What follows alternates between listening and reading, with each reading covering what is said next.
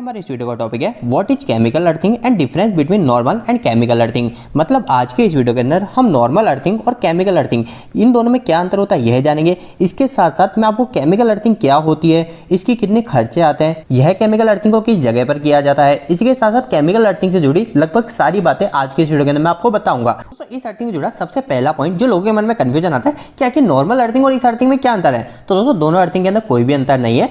हमारी जो normal earthing होती है उस नॉर्मल अर्थिंग के अंदर हम सभी को पता है हम किसका इस्तेमाल करते हैं, सॉल्ट का जो कि नमक है, और साथ साथ हम चारकोल जो कि कोयला होता है, इन दोनों का हम इस्तेमाल करते हैं। जबकि हमारी जो केमिकल अर्थिंग होती है ना, इस केमिकल अर्थिंग के अंदर हम एक पाउडर का इस्तेमाल करते हैं जिसको हम कंपाउंड पाउडर के नाम से जानते हैं। दोस्तों ये जो कंपाउंड पाउडर होते हैं ये आपको दो तरीके के देखने को मिलते हैं। सबसे पहला अगर हम नॉर्मल देखने में बात करें तो एक ब्लैक कलर का देखा जाता है और दूसरा हमारा ब्राउन कलर का होता है। ये जो ब्लैक कलर का होता है ना, इसके अंदर जो पाउडर होता है ये हमारा कार्बन का मिलकर बना होता है। इसके अलावा सेकंड हमारा पाउडर जो होता है वो कई जगह इस्तेमाल किया जाता है, वो हमारा ब्राउन कलर का होगा। और सेकंड दोस्तों हमारा ब्राउन कलर का होता है जो कि बेंटाइन से मिलकर बना होता है। अब दोस्तों कई लोगों के मन में यह भी सवाल होता है कि आखिर हमको कार्बन का पाउडर यूज करना चाहिए या फिर हमको बेंटोनाइट का कंपाउंड यूज करना चाहिए। तो दोस्तों देखिए हमारा जो कार्बन का कंपाउंड होता है, मैं बार बार कंपाउंड बोल रहा है, कंपाउंड का मतलब यह है कि हमारा वो पाउडर जो हमारा केमिकल पाउडर है ना वो हमारा कंपाउंड।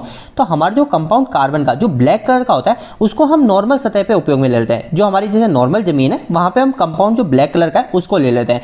पर हमारा जो बेंटोनाइट है इसका इस्तेमाल कहां किया जाता है, वो किया जाता है दोस्तों हमारी सूखी जगह पे। जो हमारी जो रेत है वो रेत पूरी की पूरी सूखी है। आपने देखा रेगिस्तान के अंदर हमारी रेत कैसी होती है, बिल्कुल सूखी सूखी, उसके अंदर कोई नमी नहीं होती।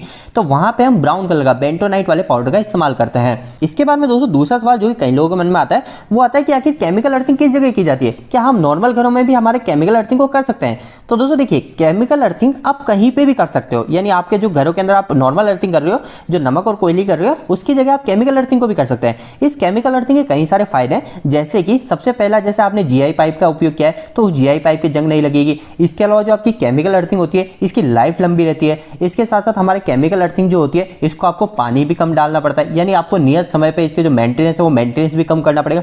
मतलब हमारी केमिकल अर्थिंग के कई सारे फायदे होते हैं। तो इन सभी फायदों को देखते हुए आप केमिकल अर्थिंग का उपयोग कहीं पे भी कर सकते हैं। फिर भी दोस्तों कई ऐसी जगह जहां पर हमको सिर्फ केमिकल अर्थिंग का उपयोग करना चाहिए, वहां पे हम नमक और कोयले का इस्तेमाल नहीं कर सकते, वहां पे हमको सिर्फ केमिकल अर्थिंग ही चाहिए। तो दोस्तों ऐसी कौन सी जगह होती है, तो हमारे जो पहाड़ी इलाके होते हैं या फिर हमारी जो पथरीली जमीन जहां पे होती है ना, वहां पर जितना हो सके आपको केमिकल अर्थिंग का ही उपयोग करना चाहिए। वहां पे आपको नमक चारकोल वाली अर्थिंग का उपयोग नहीं करना चाहिए। इसके अलावा दोस्तों कई लोगों के मन में एक और तीसरा सवाल ये होता है कि इसके अंदर हमारी जो इलेक्ट्रोड यूज की जाती है वो इलेक्ट्रोड क्या कुछ स्पेशल होती है क्या, उसके अंदर कुछ पाउडर होता है क्या। तो दोस्तों वो इलेक्ट्रोड कुछ भी नहीं होती है, वो सिंपल सा हमारा सॉलिड होता है। जैसे कि आपको पता है हमारी लोहे की रोड है वो सॉलिड है, बिल्कुल पूरा अंदर से ठोस, ऐसे ही हमारी वो इलेक्ट्रोड होती है। पर वो जो इलेक्ट्रोड होती है वो हमारे उसके ऊपर क्या मार्किंग रहती है। जैसे अब आप कोई कॉपर लेने जाते हैं, आप जीआई की, एल्यूमिनियम की किसी भी पत्ती लेने जाते हैं तो उसके ऊपर हमारी कोई भी मार्किंग नहीं रहती कि वो कितनी % शुद्ध है। पर हमारे जो इलेक्ट्रोड होता है वो हमारी कंपनी के द्वारा बनाए जाते हैं और साथ साथ उसकी मार्किंग भी की जाती है कि आखिर वो कितना % शुद्ध है, उसके अंदर क्या क्या चीजें उपयोग में ली गई है उसको बनाने के लिए। मतलब वो सारी चीजें उसमें मार्किंग रहती है। तो वो जो होता है वो हमारी उसको हम बोलते हैं अर्थिंग इलेक्ट्रोड। वो जो अर्थिंग इलेक्ट्रोड होती है वो हमारी स्पेशल अर्थिंग के पर्पज से बनाई जाती है। और हमारी जो केमिकल अर्थिंग होती है इसके अंदर सलाह दी जाती है कि आप अर्थिंग इलेक्ट्रोड का ही उपयोग कीजिए, आप नॉर्मल कॉपर की पत्ती को उपयोग ना कीजिए। अब दोस्तों इसके बाद में हमारे पास में दो मुख्य सवाल और बचते हैं। एक तो इसकी कॉस्ट कि आखिर इसको लगाने में हमारा कितना खर्च आता है, और साथ साथ कि आखिर इसके अंदर हमारा रेजिस्टेंस कितना रहना चाहिए। तो दो ये मुख्य सवाल रह गए। अब हम एक एक करके इनको भी देख लेते हैं। और दोस्तों इसी के बीच में कई लोगों के मन में अभी भी डाउट होगा कि आखिर हमारी जो केमिकल अर्थिंग होती है और वो नॉर्मल अर्थिंग होती है क्या वो बिल्कुल पूरी तरीके से एक जैसे की जाती है। तो दोस्तों मैं आपको वापस से कह रहा हूँ ये बिल्कुल एक ही तरीके से की जाती है। सबसे पहले आप खड्डा करेंगे, उस खड्डे के अंदर आप इलेक्ट्रोड को डाल देंगे। इलेक्ट्रोड को डालने के बाद में आपके पास जो हमारा जो केमिकल है, जो हमारा केमिकल पाउडर है, जो मैंने आपको बताया एक ब्लैक कलर का एक ब्राउन कलर का है। ब्लैक कलर का है जो वो हमारा कार्बन का है जो नॉर्मल जगह पे किया जाएगा, और दूसरा है ब्राउन कलर का जो बेंटोनाइट है जिसका उपयोग हम सूखी जगह, सूखी जहां पे रेत है वहां पे करेंगे।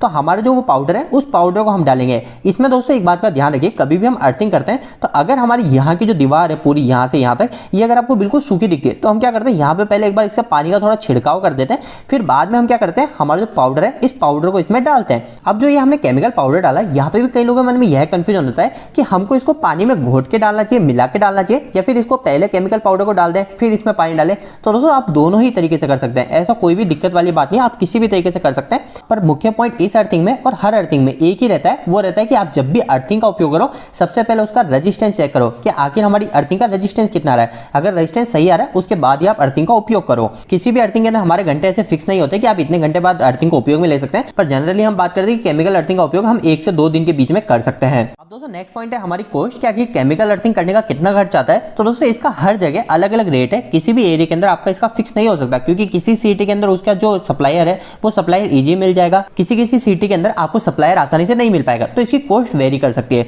पर फिर भी अगर हम नॉर्मल किसी एक घर के अंदर केमिकल अर्थिंग खुद के बिहाव पे करना चाहते हैं, मतलब कि खुद हम सामान लेके आए और हम खुद करें, तो हमारे जो इसमें केमिकल होता है उस केमिकल की कॉस्ट आपको अराउंड 5 से 6 हज़ार रुपए के आसपास पड़ जाएगी।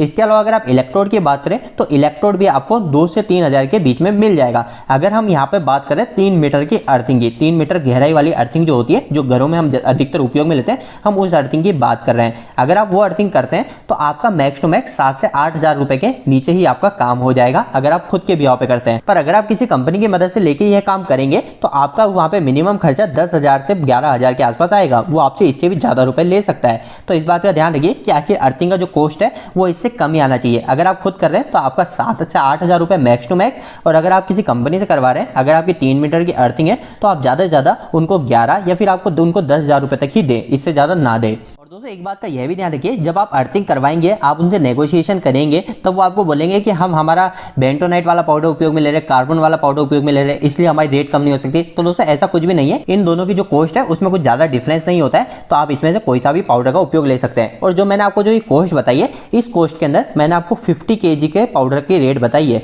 कि हमारा जो 50 kg पाउडर है उसके अंदर आपका जो खर्चा है वो कुछ इस प्रकार से आ सकता है। दोस्तों हमारा अगला आखिरी और सबसे महत्वपूर्ण पॉइंट है वो है रेजिस्टेंस के ऊपर, कि आखिर हमने अर्थिंग पूरी कर ली, उसका उपयोग हम कब करें। तो सबसे पहली चीज यही आती है कि आप अर्थिंग का कभी भी उपयोग मत करो जब तक आप उसका रेजिस्टेंस चेक नहीं कर लेते। तो सबसे पहले आपको अर्थिंग का रेजिस्टेंस चेक करना है। अब आपके घर में उसका रेजिस्टेंस कितना होना चाहिए आपकी अर्थिंग का।